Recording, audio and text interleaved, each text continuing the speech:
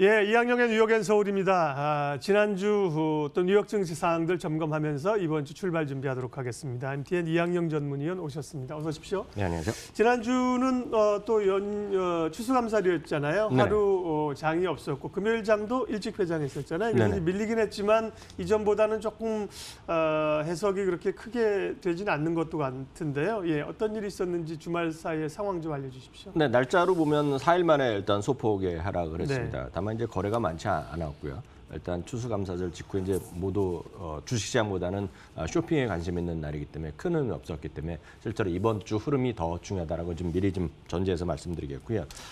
다만 이제 유가가 좀 한 5%가량 내렸죠. 그러다 보니 에너지 관련 주식이 한 1% 정도 섹터로 떨어진 것 정도가 굳이 섹터별로 따지자면 특징이 되지 했습니다. 일단 주시장이 내린 것은 우리 시장도 일단은 지난 금요일날 좋지 않았고요. 아시아 시장 전반적으로 다 그랬을 텐데요.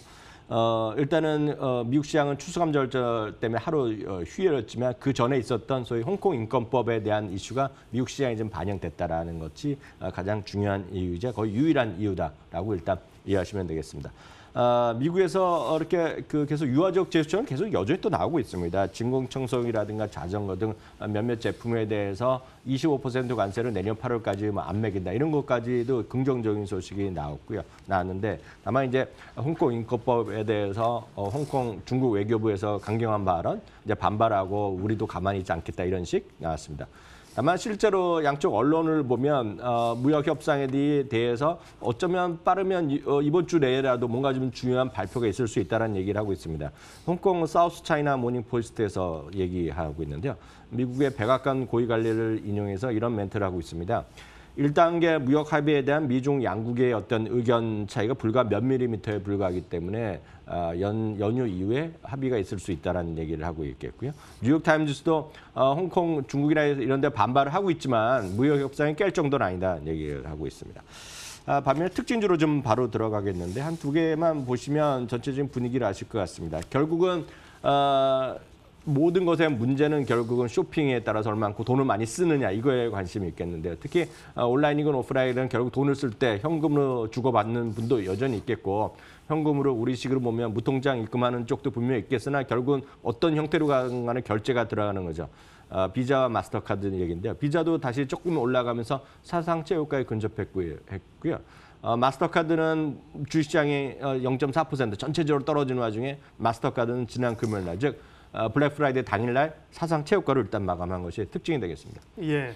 아무래도 지난주는 이제 쇼핑 시즌이었기 때문에요. 블랙 프라이데이를 포함해서 이제 매출이 얼마나 있었느냐가 중요할 것 같습니다. 올해 분위기는 어땠습니까? 네, 맞습니다. 저희가 금요일 아침에도 잠깐 말씀드렸는데 그날은 날짜 차이가 있기 때문에 네. 추수감사절 전날의 통계만 제가 말씀드린 기억이 있는데 오늘은 이제 블랙 프라이데이 당일 그리고 그 전날 통계 말씀드리겠고요. 미리 말씀드리지만 오프라인 기준으로 보면 한 5% 정도 줄어들었습니다. 오프라인 정도가. 왜냐하면 어느 정도 일정 수는 계속 마찬가지인데요. 온라인 쪽만 말씀드리면 일단 수치로만 말씀드리겠습니다. 블랙 프라이데이 당일날 매출은 74억 달러가 나오면서 19.6%가 무려 늘어나면서 사상 최대 기록이 나왔고요. 추수감사절, 그러니까 미국 시간으로 보면 목요일입니다. 42억 달러가 나오면서 14.5%가 나왔고요. 우리 시간으로 보면 오늘 밤부터죠.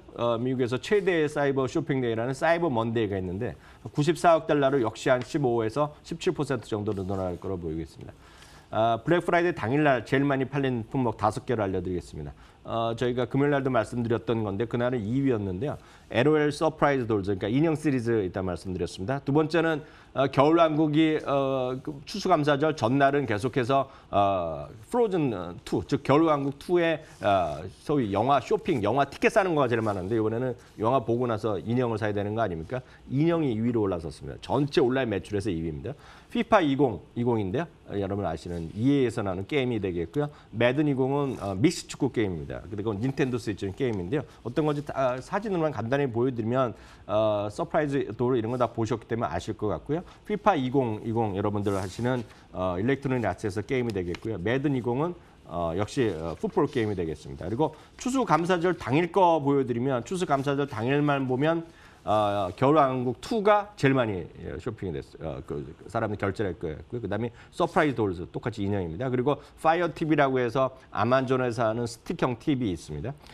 애플 소위 애플 그 맥북 프로 이런 것들이 네 번째로 팔릴 정도로 그 고가 제품이 4위에 올라가 있습니다. 매든 240이 5위에 올라갔고요. 역시 관련해서 이번 시즌에서 최대 수혜주는 계속 위에 상단에 올라가 있는 겨울왕국 2와 겨울왕국 인형 시리즈들 역시 하고 있는 디즈니가 역시 최대 수혜주로 부각되고 있고요. 헤즈브로는 회사가 있습니다. 헤즈브로는 아시는 분 계시겠지만 마블 캐릭터 이런 거 인형 전부 독점하고 있는 것인데요. 역시 겨울왕국 2에 관련된 인형 시리즈 이런 거 전부 다 독점하고 있습니다. 역시 헤즈브로가 역시 그 다음에 되겠고요.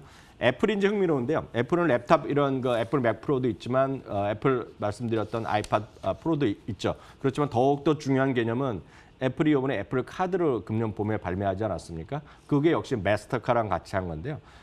그러면서 이번에 애플페이가 결제가 늘어났고요. 역시 이번에 애플 카드를 통한 애플 제품 매출이 그 3% 캐시백 이런 것들을 하는 거거든요. 애플 제품 할 때 캐시백 해주는 건데 이런 것들이 워낙 인기를 끌고 있다는 것도 참고하시면 되겠습니다. 네, 겨울왕국과 뭐 디즈니의 열기 열풍이 아주 뭐 대단하네요.